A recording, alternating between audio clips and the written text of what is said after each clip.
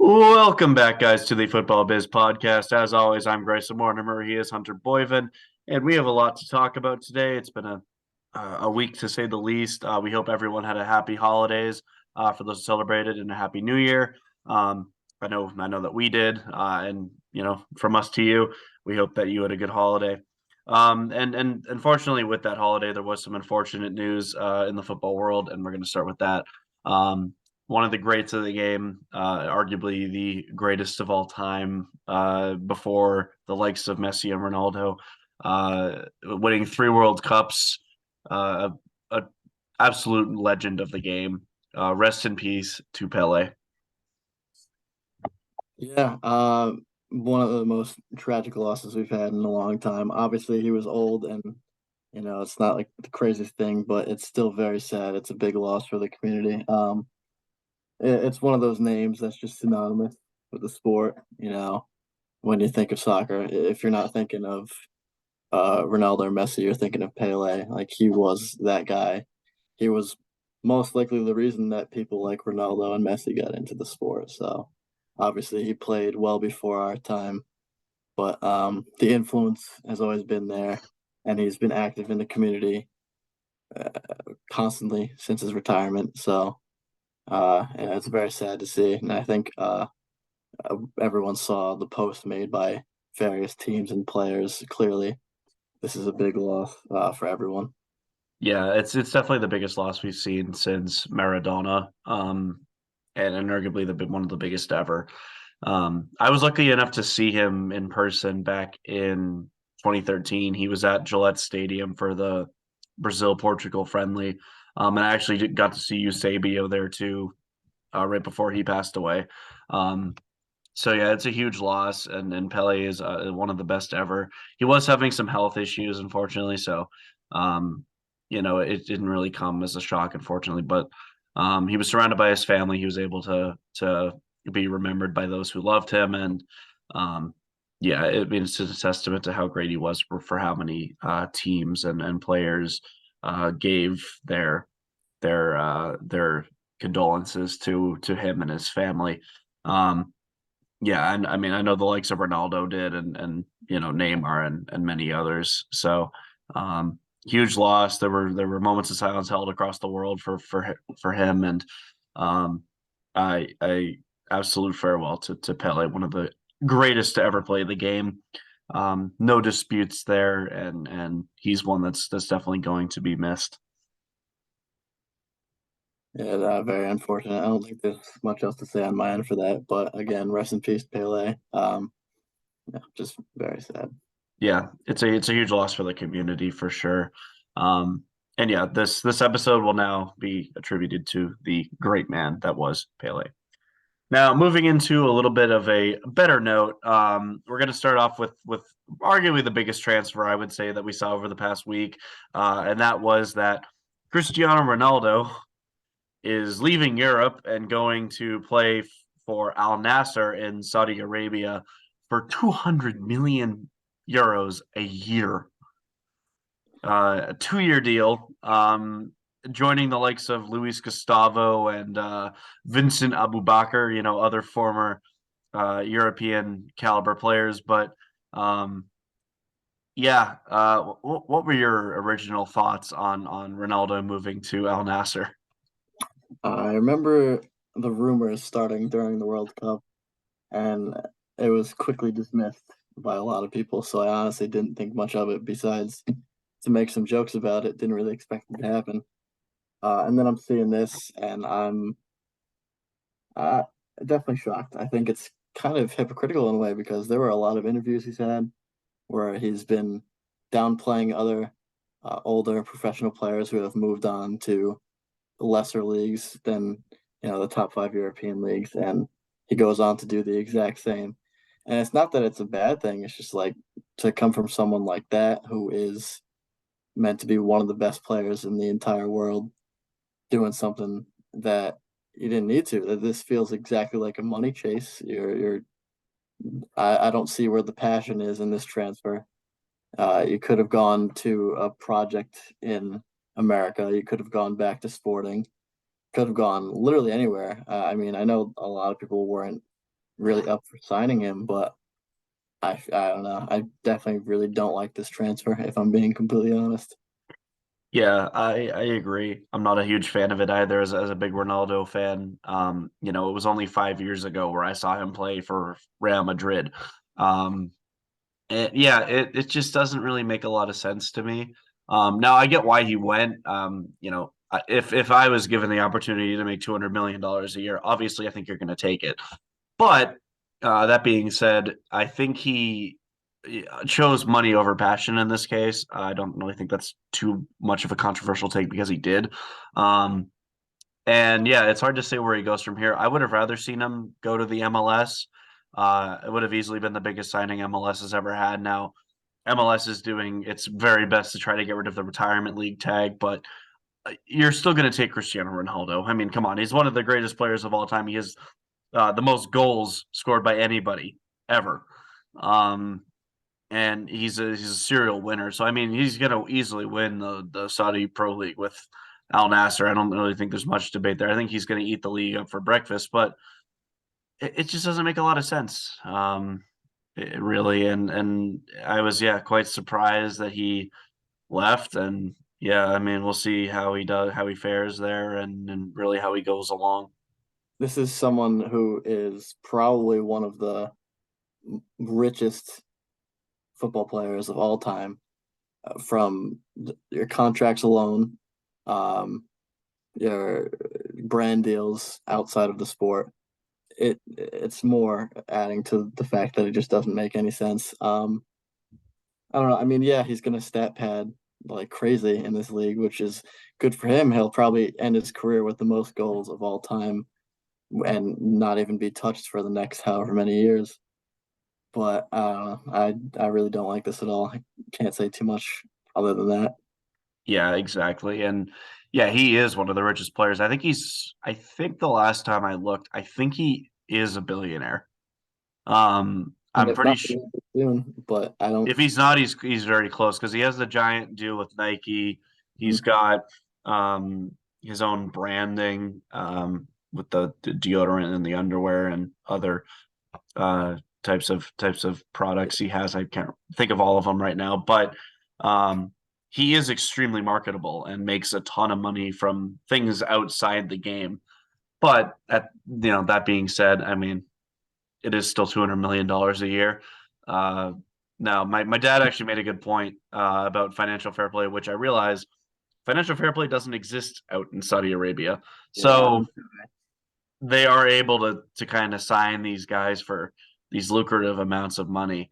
Um, but yeah, it's a big loss for European football as a whole. I mean, it's one that you know I kind of maybe would have said he steps down a league by maybe not going to another Premier League team or another big top five league team. But I don't understand why he wouldn't go to a team like Sporting where he started his career. But um, I personally don't think he's going to like it that much over there. I think he'll stay for a year, maybe even the two. But I see him coming back to Europe or going to the MLS after that. Um, yeah, it is what it is. But yeah, I don't really have too much else to add there. I mean, any last thoughts for you? No. no, not Okay. for myself. Yeah, fair enough there. Yeah, and moving on to a little bit of some Premier League news. Uh, yeah, we saw a bunch of great games over the weekend. We actually did just watch Liverpool against Brentford. We'll talk about that one a little bit later. But the first game we got to talk about is Manchester City against Everton. Obviously, Erling Haaland scores his 21st goal of the season, getting ever so close to Alan Shearer's record, and we're only halfway through the year. Um, another great game by him, but City dropped 2 points. Yeah, I mean, this is a struggling Everton team, as we talked about last episode, I think. Um, and then just a couple days later, you drop two of the most important points uh, ever. I wouldn't say ever, but it's getting there to the point now, especially with Arsenal, how they're performing. We'll talk about it later, but Arsenal wins their game again, flying colors. They're now 7 points up, I think, Yep. ahead of the league. And it's one thing to say that Arsenal on their own is doing just fine and they can win the league outright. But it certainly doesn't help City's case that they can't win a game that should, in their standards, be very easily winnable. So it's like you have the power to control your own destiny, and then this happens. Yeah, exactly. And this is another game where City really should have won. Um, the goal by Demarai Gray was a cracker, but uh, it was it was a game where watching this as a City fan was extremely frustrating because um, similarly to basically a lot of the games the City plays, there's an element of dominating possession and passing. It's slow. City have the one thing that they have struggled with a little bit is upping their tempo. They still like to play the possession game, but sometimes you just have to jump in, make a chance, like throw one over the top. You got Erling Holland, like have the ability to do that. Alvarez just returned, so you had the ability to play two strikers. Um, it's the type of game where City had options, but they just couldn't get it done. And one thing that Pep Guardiola has done the last couple games is start Jack Grealish over Phil Foden. Absolutely terrible decision. Phil Foden is like twice the player Jack Grealish is. He just is. He's a lot more inventive. Grealish is that type of guy that just looks for the foul, cuts in, and tries to cross. Foden offers a lot more than he does. And you gotta hope for the next game that Foden starts at left wing over Grealish. And if he doesn't, I don't know what Pep's doing in that instance. I think he got subbed on in like He what, did, yeah. 87th minute or something crazy like that. Yeah. And immediately you saw his impact. Yeah, what's the point? Like bring him on earlier, but really you should be starting him like you said.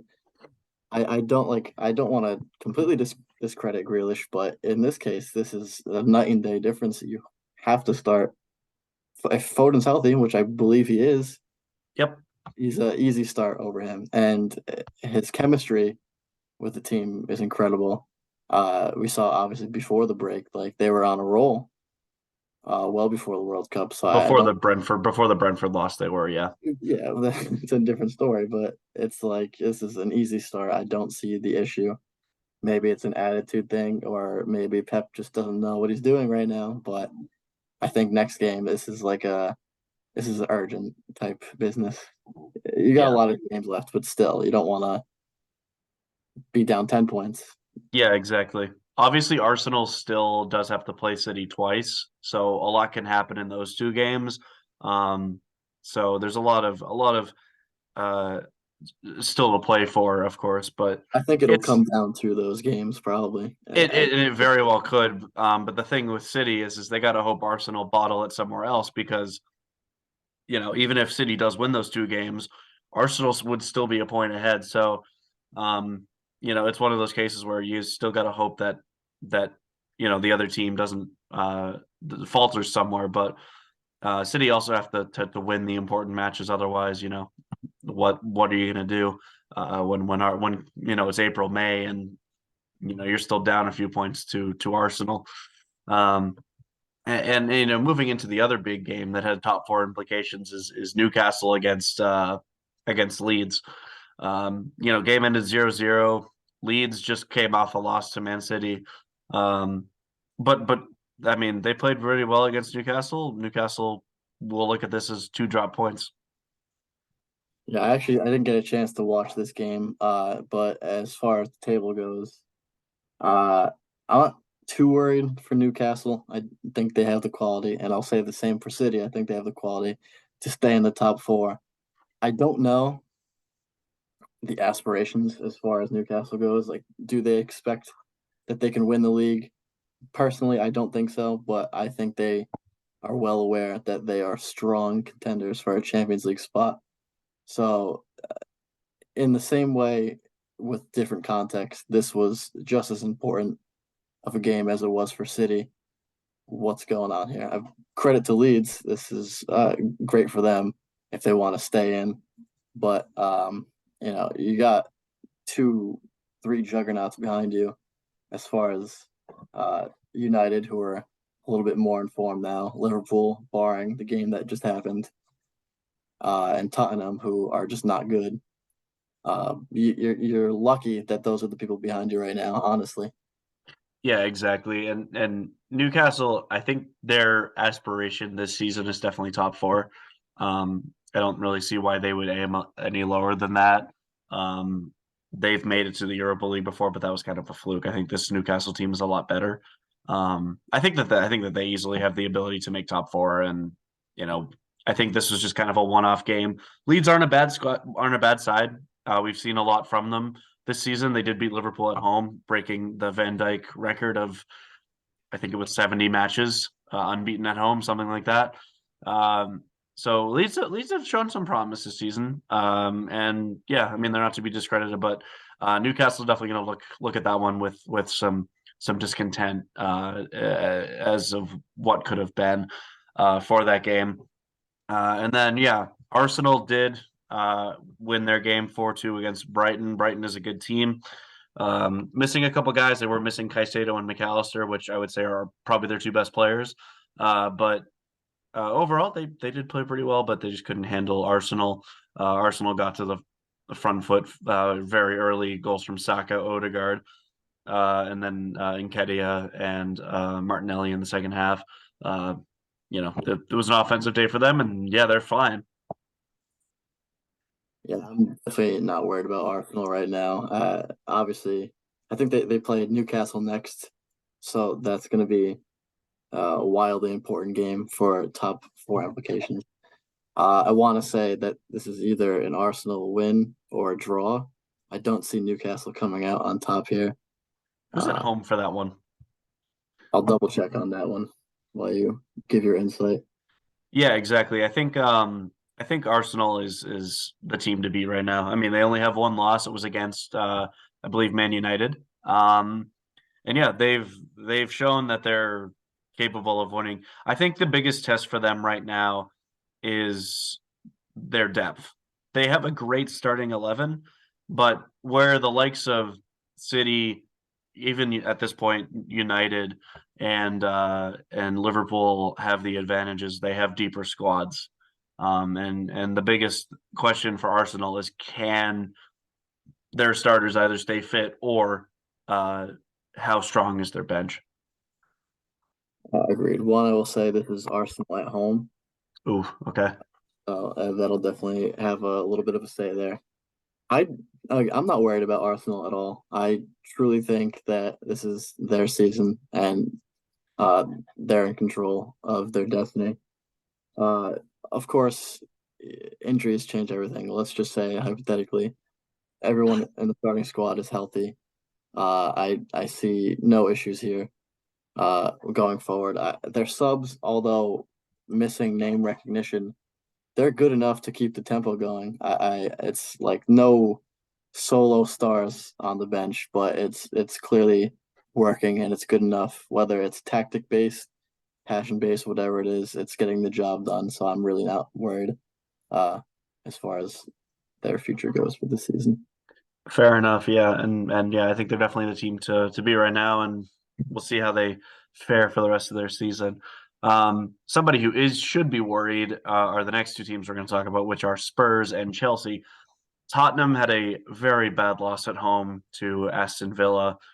They were played out of their own park, and Antonio Conte made a statement after this game and basically said, maybe the best we can finish is fourth or fifth. Um, and if you're own a manager saying that, obviously we had the moment last year where he was like, maybe I'm not good enough. Tottenham went on a run. Maybe he's trying to do something similar, but not a good day for Spurs fans. Yeah, maybe it's just a crazy tactic, getting into the heads of other teams or whatever's going on. I definitely don't think that's something you want to hear from your leader as far as who you look for in terms of advice and tactics and all that. And this is a Premier League superstar coach in the past. Um, so maybe he knows what he's doing. I'm going to trust him as far as his own self goes. I do not trust Tottenham to uh, keep up with the pace. Maybe they can get fourth place. They usually find their way. and end up just somehow getting there. But as far as it goes right now, Man United looks like the better team. I think that's something I'll get into a little bit later in the episode, but I don't think Spurs. I don't think they're going to keep this up. I think they're going to find their way to the Europa League this season. Yeah, I think that's quite possible. Obviously, they are still in the Champions League, so there's a potential opportunity for them there. But top four is looking less likely for Tottenham. And on the flip side, Aston Villa played really well and they look good under Unai Emery. So um, maybe next year they'll be a dark horse for a Europa League spot. Yeah. Also, I have no faith in Chelsea for a top four spot. I don't even. I'm not super confident in their ability to make Europa League. Really, maybe they will. Maybe things will just fall into place toward the end of the season. But as far as right now, I don't think they have any form whatsoever. I think they're kind of just sitting there, chilling there. Yeah, no, I agree, and I think firing Tuchel was one of the worst decisions that they've ever made. Yeah, You fired a guy who a year and a half ago won you the Champions League. Like, where does that make any sense? yeah. Um, Squad you that know, wasn't the greatest either. yeah, Like and hiring Graham Potter was like, I mean, I get why they did. He had a good tenure with Brighton, but he didn't show that he could be a coach for a team like Chelsea. Um, And Chelsea's, yeah, their run of form is pitiful, and it's one that definitely I think deserves some criticism because yeah, they haven't won a match in 7 games in the league stage, dating back all the way to October. So it's not good for them. Or they did beat Bournemouth, um, but other that's than that, it's like they haven't done anything relevant. Um, and yeah, it's not good if you're a Chelsea fan. So hopefully for their sake they're able to turn it around. But I think we may very well see 3 managers in one season for Chelsea. I don't know because this is now new management, new ownership. I don't really know the business plan here until at least a full year into the new ownership, so I have no idea what's going on there.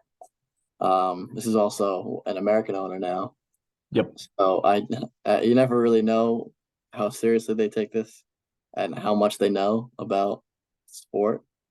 So I think that's something to look out for, especially this transfer window. It's been an interesting one. I don't think they've really changed that much in terms of that. They're still making their moves, but I don't think it's enough It to does it does take. look like Badiashile has agreed to move, so maybe that'll help them a little bit defensively. But I think their biggest issue still lingers. It is still the center forward position. It will not be Romelu Lukaku. He has requested a permanent transfer away from the team just this past week. So Okay. they did lose Timo Werner already, so it won't be him either. But they really could use a better number 9. Now, who that will be, I don't know. Um, but it's still that position that lingers for them and is frankly, I think, costing them a lot of points.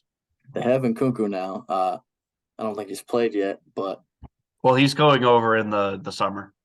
oh, is he? Okay. Yes. Yeah, then never mind. This season's totally done. I'm gonna just put it there. This season's it's a wrap for them. Yeah, I would say so.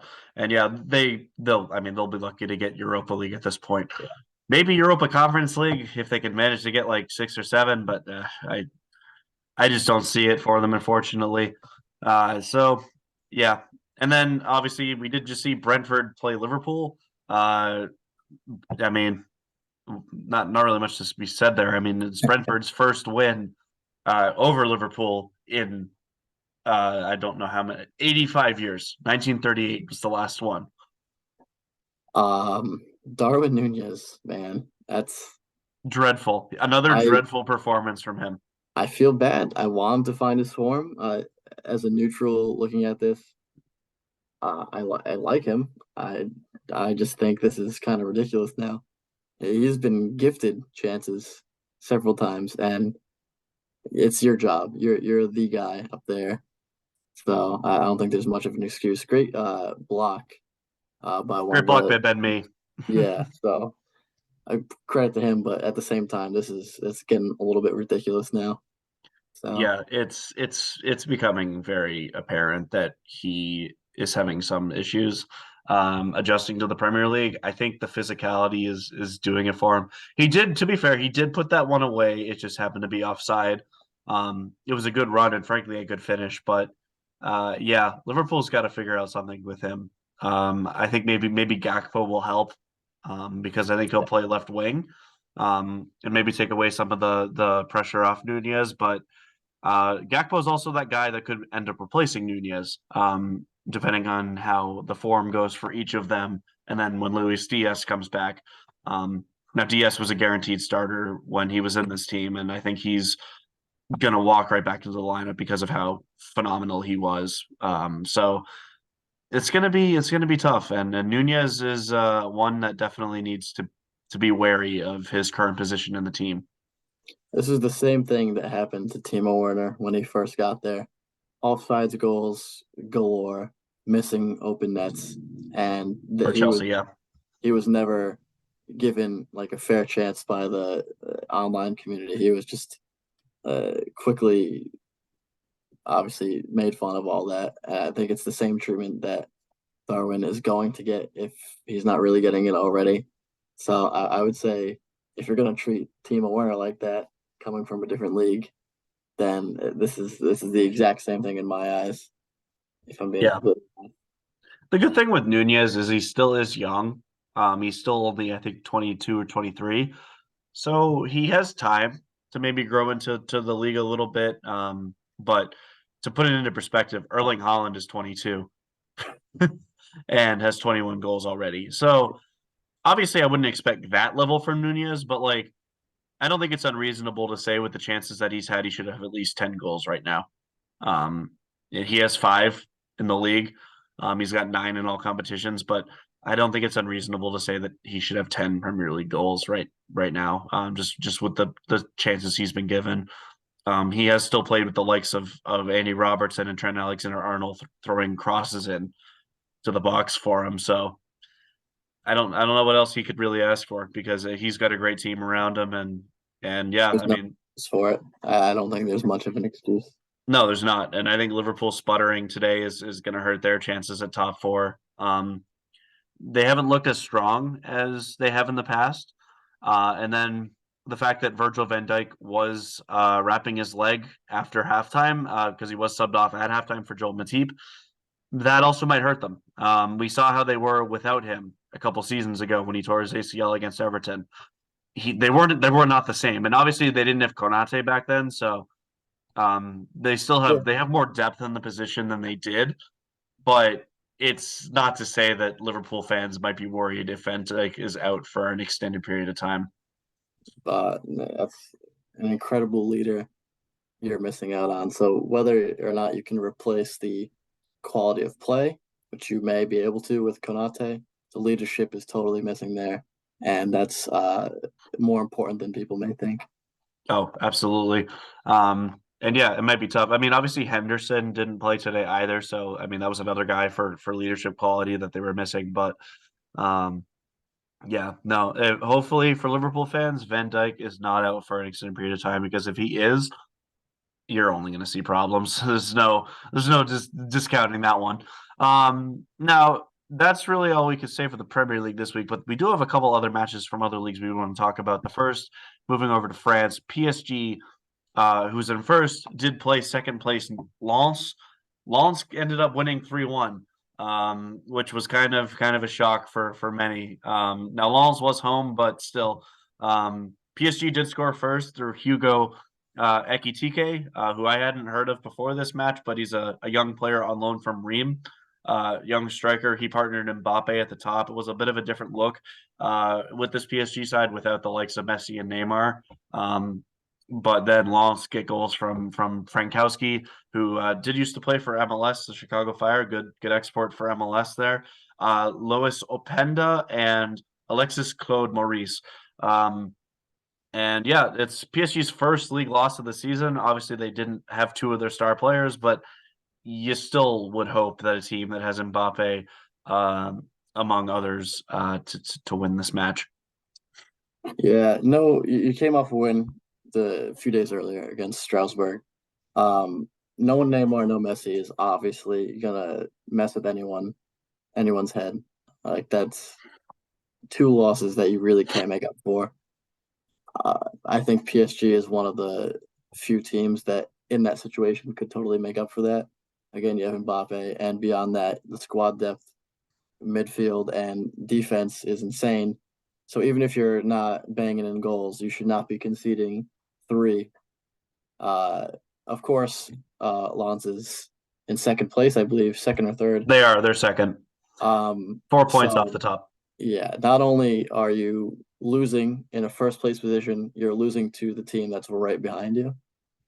Again, no no Messi, no Neymar. It hurts, but much like City in the Prem, this is a game that you cannot lose. So that's I'm not really worried. I think they'll probably end up winning. Of course, we've seen it in recent years. Teams that are not PSG are fully capable of taking over. We saw with Lille not too long ago.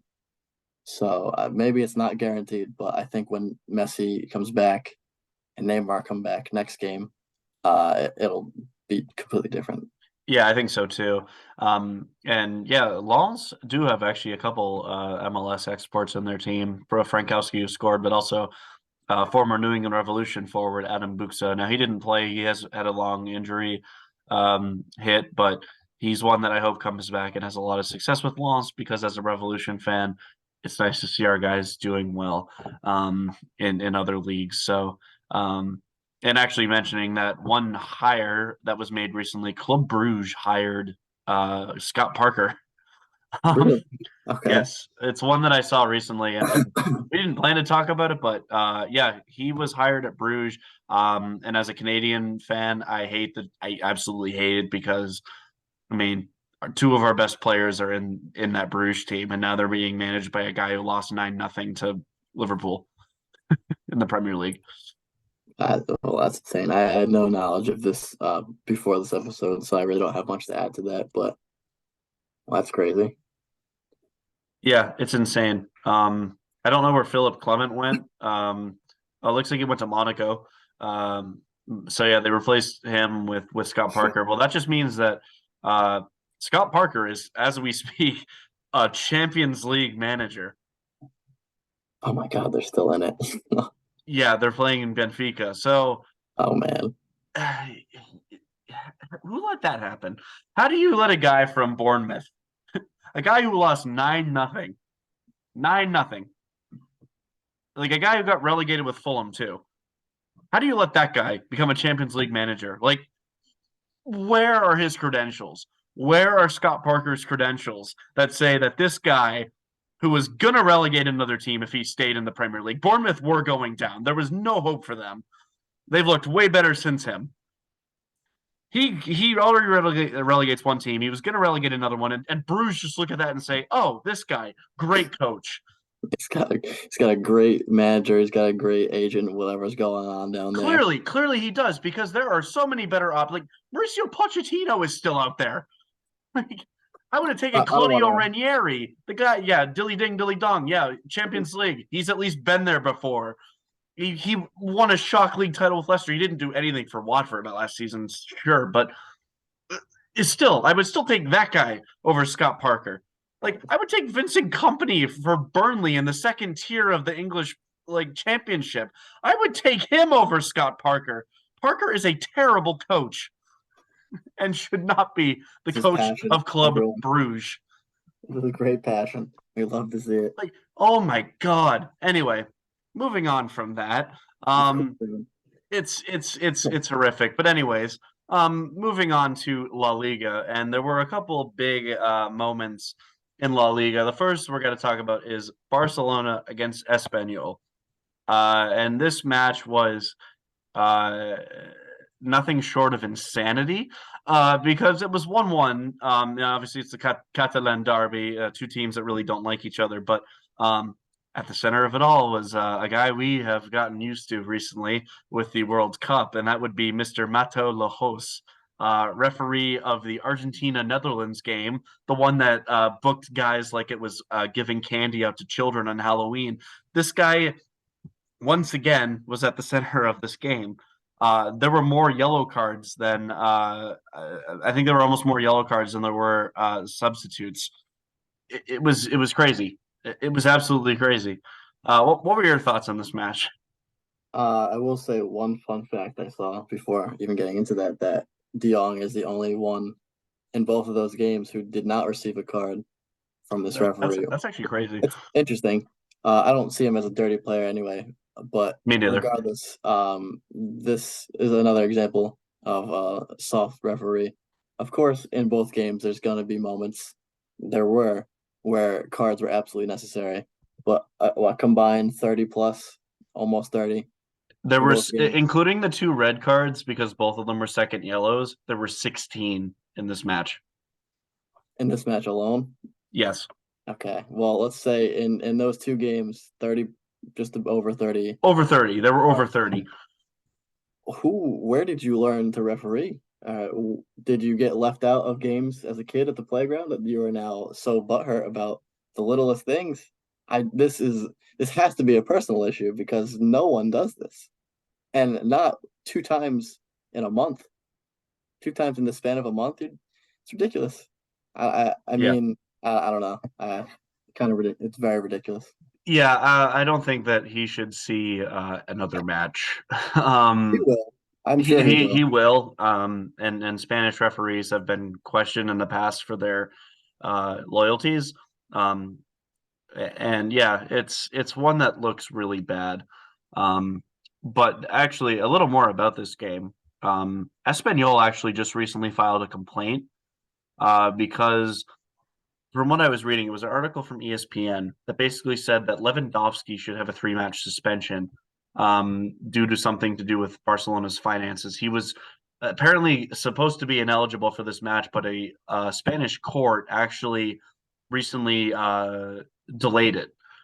So Espanol actually just recently filed a complaint that said that Lewandowski was ineligible for this match, which I found quite interesting. Now, obviously, I think after the match, I think Espanol's still going to say that, hey, we had a good earned point against a much better team than us. But um, it's still definitely something to keep an eye on because obviously Lewandowski is your favorite player, and Yeah, actually, I will say because the last game they played was in November, and that's the game where he had the double yellow sent off in that game, and they did say that he was supposed to get a 3 game suspension from that. And regardless of if it was three or one, this actually was a game that he was not supposed to play. Now that I think about it, so I'm not really sure how that slipped by. This is yes, the first time even thinking yes, about it it. was due to that dismissal. It wasn't due to finances. That's my mistake there. But yeah, he was sent off, and yeah, I don't understand really how he was allowed to play. Another Lajos masterclass there. I mean, I don't think that would be his fault, Lahouse's fault that Louis was able to play. I think that's a back office type thing of the La Liga as a whole. It said Lajos was notified before the match and kind of just dismissed it. Okay, so looking at that, I guess I'm not surprised. I've never seen that happen where someone that just slips by. Maybe this guy is an idiot, or maybe this guy just hates the sport. Um, that's actually insane. Didn't even think about that until now. He was not supposed to play this game. Yeah, so reading it a little more, he was sent off and then received two more games for gesturing towards the referee. Um, so yeah, that's definitely something to keep an eye on. I think Barcelona could potentially face something for that. And obviously, we know in their world, $1,000 fine actually does do something. So it's definitely one to keep an eye on. But in the end of the day, it is still two drop points for Barcelona. They only lead on goal difference right now because Real Madrid did get a 2-0 win. in their game over, I believe it was Real Valladolid. Yes, it was. Um, Two late goals from Karim Benzema. He's back. He's fit. He is ready to go. Ready to be back to his best. And it's definitely one that I think is going to heat up La Liga. Yeah, I think we've seen in that game the form that we would have seen in the World Cup had he been able to play. I know there's some drama surrounding that, but I'm not really going to get into that right now. Good for him. I think he's uh, continuing to show his class. He's not really slowing down at all. Nope. Um, I'm not really worried for Barcelona as far as what comes to the future. Obviously, this is going to be a back and forth race. It was really unfortunate that the referee that they had was Lahoz. Lahoz. So honestly, I'm not going to read too much into that. Of course, it will have major implications because, like you said, it's 38-38 as far as points go, where Barca lead on goal difference. And you're gonna hear at some point about this Louis news, whatever they decide to do with that. So whatever happens with that will affect this race at some point down the line. Yeah, for sure. And as a Madrid fan, obviously I want Real to come out on top there, but um, in the end of the day, I think it very well for how the both of these teams have played thus far in the season. The El Clasico, I believe the Camp Nou is the one to be played, could determine the league. Um, Now, obviously, there's some teams in La Liga that haven't been as good as we've seen before. Sevilla, to really be precise, but also Atletico Madrid hasn't been great. And one of their best players, Joao Felix, is being potentially linked away with the team. For his sake, I hope he does leave. But um, yeah, it's one that we're definitely going to see a lot of news on, and I hope that uh, we'll see what happens towards the end of the day for La Liga, and I think I think Madrid have the upper hand right now, just with the whole Lewandowski situation. If he does end up missing those games, that hurts Barcelona. He's been their talisman this year, as expected, and he's fit into the league perfectly. Um, so yeah, we'll see what happens there, but that's it for the games segment today. Now we're going into our hero, idiot, and goal of the week. So, starting with the goal of the week, I'll let you kick off the floor with this one. Yeah, so the one I'm gonna pick was Odegaard against Brighton. It was definitely an important one. It's added to their uh, goal tally. Um, it was really well taken, just at the edge of the box. Just smacked it right into the ground and went over everyone else. It was really beautifully done. Can't be sure if he meant to do it or not, but it was very nice, and clearly it was an important goal, and it was just a cool one to watch. So I'm picking that one. Yeah, I'll give him the benefit of the doubt and say that he did mean to do that. So, Okay. yes, I did see that one. That one was a well taken shot. Yeah, I'm gonna go with for me, I'm gonna go with Demarai Gray against Man City. Now Demarai Gray is weird because he's that type of guy that just absolutely disappears for most of the season, and then he has that occasional moment like this game where he comes out of nowhere and just scores an absolute banger. He's done this before. He has done this before. But it was a well taken shot. He cut it in on a kanji and then put it into the top corner, basically on the crossbar and right down. Ederson had no chance at that goal. And for the implications of the game, it gave Everton an all important point because they are facing, the lower end of the Premier League. So, Yeah, um, yeah, it's an important point for relegation for Everton, and it's a big goal for Gray. I think that goal was just, I mean, pure class. So that's my goal of the week. both beautiful goals. Um, we'll move on to the idiot now. I think we'll move on to the idiot of the Yeah, week. I'll let you start off with this one. I have a double. I can't really pick between these two, both in their own respective ways. Were extremely idiotic. I'll start with Neymar because this is where we're going to differ, but I think you'll agree in some form because of how much you love him. Um, Neymar just gets a yellow card for slapping a Strasbourg player in the face on his run, completely unnecessary. And then directly after that, on a pass from the wing, he completely just flops, falls, upon zero contact, not even a small touch. Looking at the replay, it wasn't even close. If you look at the bird's eye camera that they usually show during the game, it would look like, oh, maybe there was some contact, but they show the other angles. There wasn't a thing at all. So the referee gives him a second yellow card, which led to the red card. And of course, he got sent off. Didn't play the last game where they ended up losing.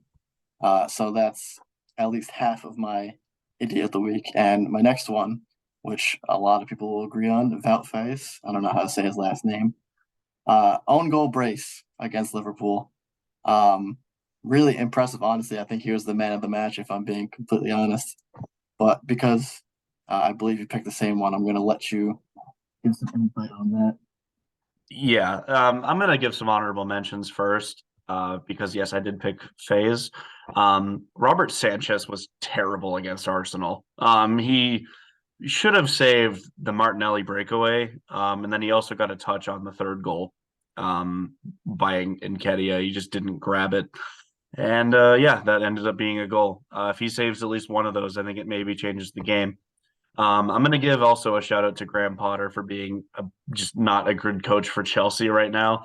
And then I'm going to give one to Tottenham as a whole, for just not being good recently. And also, I will give a shout out to Club Bruges, for hiring Scott Parker because, dear God, why did you think that was a good idea? But vote phase is 100% my idiot of the week. I mean, not only did this guy score two own goals, they were horrific own goals. I'm not one of them. It's just like he just finished it off like a striker would. And then the other one, I think it was a cross, and he just stuck his leg out and put it right by Danny Ward. Yeah, he was 100% Liverpool's man of the match, and yeah, like Leicester were up in that game. If it wasn't for him, they may have very well won that game 1-0. So yeah, vote phase is 100% my idiot of the week. No real complaints there. But as for your idiot of the week, Neymar. So for anyone who knows me, knows that I think Neymar is supremely talented. He's got a lot of skill. He's also a diving flea bag that always goes for the yellow card. This guy getting sent off for diving might be one of the funniest things that I've ever heard. Because, I mean, look at him objectively. Neymar has bags of ability, but if he just managed to stay on his feet, he'd be even better. I mean, I think the biggest diving compilation we've seen, which got heavily memed, was his 2018 dive against Switzerland in the World Cup. But getting sent off for diving, I think he's done it before. I'm pretty sure he got sent off a while back, maybe even playing for Barcelona. But if this guy didn't dive, he would be so much more likable. Is it that difficult to say? You screwed over your team. You lost the walls. Like, I don't know Uh, what you think, Neymar, but yeah, no, you're diving. I'm sorry. yeah, I know you didn't completely disagree with that as idiot of the week. I know you'd like that one. Oh yeah, no, he absolutely deserves it if it wasn't for an idiot that scored two own goals in the same freaking match. But anyway, moving on to our heroes of the week. I'll let you go first. I'm going to give this one to Marcus Rashford. You have a Man United team that's struggling, both on the pitch and off the pitch with some drama and Ronaldo and all of that. You need someone to step up now. Rashford, I think, has been that guy. 2 goals and one assist in the last 2 games they've played, both of which they've won. Very important because now they're actually making a stronger case for top four. I think as far as the rest of their season goes, he is definitely the guy that they want to keep up his form. He's going to be the one that decides where they end up. Yeah, for sure. And I can't really disagree with that one. He he will have to be one of their talisman. I think Martial has big shoes to fill too. He scored in their previous match, not their current most recent one, but yeah, Rashford's a great shout, and I think that he will have to be a leading man for Man United. So I think the I can't disagree with that one. I'm going to go with Martin Odegaard for mine. I think that he's being as young of a captain as he is in this league is a very tough thing to do on your own, but he's done it phenomenally so far. They're Arsenal 7 points clear of the table. They're high flying. He scored a great goal, as you mentioned, for your goal of the week. So, um, I think that he is definitely one of the big guys on this team and has put the weight of the team on his shoulders when it's been necessary. So I'm going to go with Martin Odegaard. Complaints there. I love this segment. This is a great segment. This is great. Yeah, for sure. Me too. And it will continue. You'll see it next week. But I believe that's all we have for this week for you. We covered a lot. We covered first the unfortunate death of Pele, and one that the whole football community felt. We saw Cristiano Ronaldo go to Al Nasser in Saudi Arabia. We talked about the Premier League. Some really big games there with City, Newcastle both losing points. Spurs losing, Arsenal winning again, Chelsea drawing with Nottingham Forest. A lot of games there. We talked about PSG losing to Lens in France. I ranted about Scott Parker being one of the worst hires ever. We talked about La Liga, particularly Real Madrid or Barcelona, having implications there at the top of the table. And then we went into our segments of Goal of the Week, Idiot of the Week, and Hero of the Week. Anyways, that'll do it for us. Until next time, I am Grayson Mortimer. I'm Hunter Boykin. And we will see you next time.